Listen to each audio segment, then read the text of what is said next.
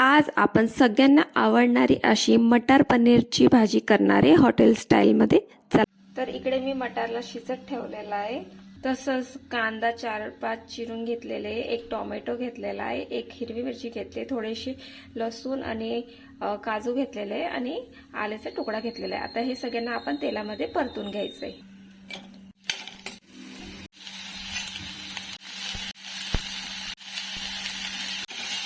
आता आपलं हे सगळं परतून झालेलं आहे। ह्याला थोडंसं गार होऊन द्यायचं आहे, नंतर मिक्सरमध्ये बारीक करून घ्यायचं आहे। आपला मसाला गार होतोय तोपर्यंत आपण पनीर तळून घेऊ।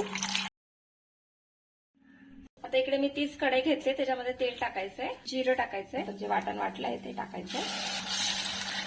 आता ह्याच्यामध्ये सगळे मसाले टाकायचे, हळद, लाल तिखट, थोडासा गरम मसाला आणि किचन किंग मसाला। आता हे सगळ्यांना चांगलं असं परतून घ्यायचंय। आता ह्याच्यामध्ये आपण पनीर टाकून द्यायचे आणि मटार पण टाकून द्यायचंय।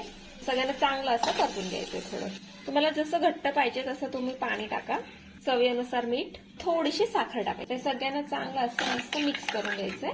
कोथिंबीर टाकायची आणि आता भाजीला मस्त अशी उकळी येऊन द्यायची। हे बघा, आपली मटार पनीरची भाजी एकदम रेडी आहे।